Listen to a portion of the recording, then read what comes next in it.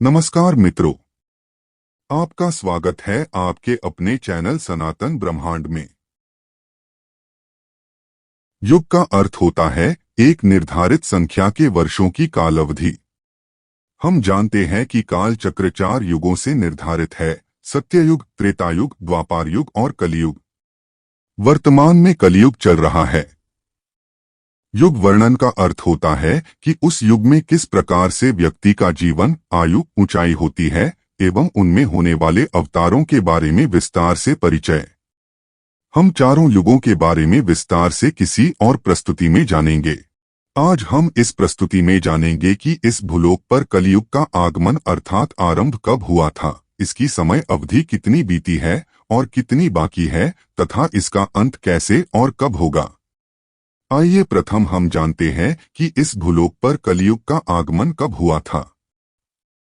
कलियुग का आगमन तभी से माना जाता है जब से भगवान श्री कृष्ण इस मृत्युलोक को छोड़कर देवलोक प्रस्थान करते हैं। कलियुग के प्रथम राजा परीक्षित थे। राजा परीक्षित उत्तरा और अभिमन्यु के पुत्र थे। जिस समय महाभारत का युद्ध चल रहा था और अभिमन्यु मारे गए थे, उस वक्त उत्तरा गर्भवती थी। एक बार अश्वत्थामा ने भी इस बच्चे को मारने के लिए ब्रह्मास्त्र छोड़ा था, लेकिन भगवान ने सुदर्शन चक्र से उत्तरा के गर्भ की रक्षा की। उसी गर्भ से राजा परीक्षित का जन्म हुआ। भगवान श्री कृष्ण के देवलोक प्रस्थान करने के पश्चात सभी पांडव भी स्वर्ग चले गए। तब हस्तिनापुर और कलियुग के प्रथम राजा परीक्षित बने। एक दिन राजा परीक्षित दौरे पर निकले थे। रास्ते में उन्होंने देखा कि एक काला कलूटा आदमी गाय को मार रहा था। राजा परीक्षित ने उस आदमी से पूछा, नाम क्या है तुम्हारा? वो आदमी बोला, मेरा नाम कली है। तब राजा परीक्षित ने उसको रोका और गाय को मारने का कारण पूछा। तब उस आदमी ने कहा, ये गाय मुझे यहाँ रहने नहीं देती। तब राजा परीक्षित ने कली से कहा, तो तुम ये जगह छोड़कर क्यों नहीं चले जाते? तब कली बोला, चारों ओर आपका ही तो राज्य है। जहां जाता हूं वहां पर ये गायें मुझे मिल जाती हैं। तब राजा परीक्षित ने कली के लिए 4 कमरे बनवाए।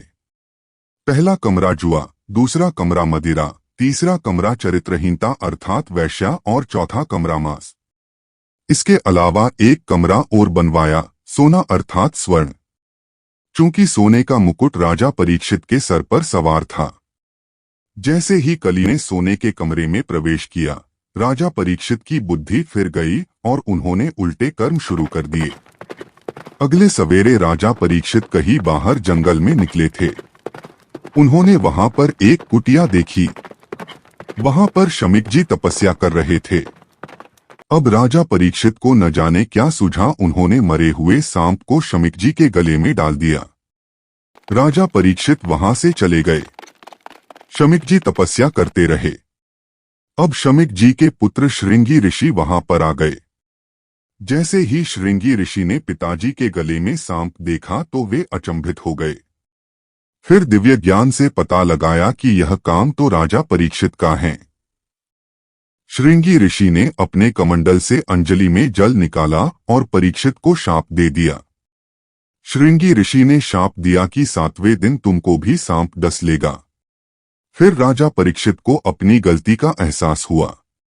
उनको मालूम पड़ा कि उनका जीवन 7 दिन में समाप्त हो जाएगा, तो वे सद्गति के लिए मार्ग खोजने में जुट गए। तत्पश्चात उनकी भेंट शुकदेव जी से हुई।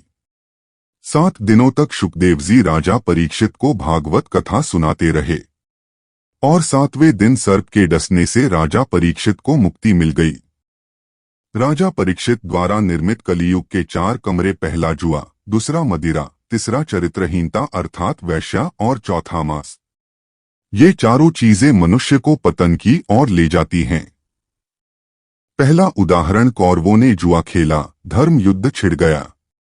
दूसरा उदाहरण, राजा परीक्षित ने कलियुग को जगह दी, परिणाम स्वरूप उनको शाप लग गया। तीसरा उदाहरण, रावण ने सीता का हरण किया, उसे भी मरना पड़ा। जिसने इन चारों कमरों को अपनाया है उनका पतन हुआ है। आइए जानते हैं कि कलयुग अभी तक कितना बीता है और कितना बाकी है। ज्योतिष ग्रंथ सूर्य सिद्धांत में कलयुग की उम्र 4,23,000 मनुष्य वर्ष बताई गई है। अधिकतर विद्वानों के अनुसार कलयुग का प्रारंभ 3,102 ईसा पूर्व हुआ था। इस प्रमाण से हम जानने की कोशिश करते हैं कि कलयुग की अवधि अभी तक कितनी बीती है और अभी कितनी बाकी है। अभी कलयुग का प्रथम चरण ही चल रहा है। कलयुग का प्रारंभ 3,102 ईसा पूर्व से हुआ था, जब 5 ग्रह मंगल, बुध, शुक्र, बृहस्पति और शनि मेष राशि पर 0 डिग्री पर हो गए थे। इसका मतलब 3,102 में 2023 को मिलाया जाए तो 5,125 वर्ष कलयुग के बीत चुके हैं और 4,23,000 में से 5,125 को घटाया जाए 4,17,875 वर्ष अभी बाकी है। आइए अंत में हम जानते हैं कि कलयुग का अंत कैसे और कब होगा। हिंदू धर्मशास्त्र एवं श्रीमद् भगवत गीता एवं भविष्य पुराणों के अनुसार जब कलयुग अपने चरम सीमा पर होगा तब कलयुग में पाप कर्म करने वाले मनुष्यों की संख्या अधिक से अधिक बढ़ जाएगी। तब इस संसार में अधर्म का साम्राज्य तेजी से बढ़ जाएगा। हर जगह चोरी डकैती, लूटपाट, हत्या, अधर्म, वासना, हवस इत्यादि जैसे कार्य होंगे। स्त्री पुरुषों की आयु तथा कद घट जाएंगे। धरती का तापमान अपने परमोच्च सीमा पर होगा। लोग भूख प्यास से मरने लगेंगे। धरती पर से सब पेड़ पौधे नष्ट हो जाएंगे।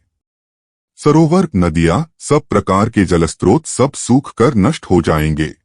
जब चारों तरफ अधर्म का साम्राज्य बढ़ जाएगा और लोग भूख से तड़प तड़प के मरने लग जाएंगे, तब पुराणों के अनुसार भगवान विष्णु के 10वें अवतार भगवान कल्कि का जन्म होगा।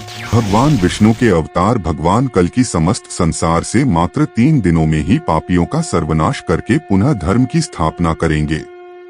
जब कलयुग में सारे पापियों का सर्वनाश हो जाएगा, उसके बाद नया युग सतयुग के निर्माण के लिए और कलयुग के प्रभाव को खत्म करने के लिए लगातार इस पृथ्वी पर 12 वर्षों तक मोटी एवं मूसलाधार वर्षा एवं वज्रपात होगी, जिससे समस्त पृथ्वी जलमग्न हो जाएगी। तब फिर एक साथ 12 सूर्य उदय होंगे और जलमग्न हुई पृथ्वी का जल सोख लेगी। तब फिर इस पृथ्वी पर नई भूमि और नई युग का निर्माण होगा, जो सतयुग के नाम से जाना जाएगा। तब इस संसार में फिर से जीवन यापन संभव होगा। तो मित्रों, आप चाहते हैं ये महत्वपूर्ण जानकारी ज्यादा से ज्यादा लोगों तक पहुंचे तो इस प्रस्तुति को लाइक, शेयर करें और कमेंट में हर हर महादेव लिखना ना भूलिए। ऐसे ही जानकारीपूर्ण वीडियो देखने के लिए चैनल को सब्सक्राइब जरूर करें। धन्यवाद।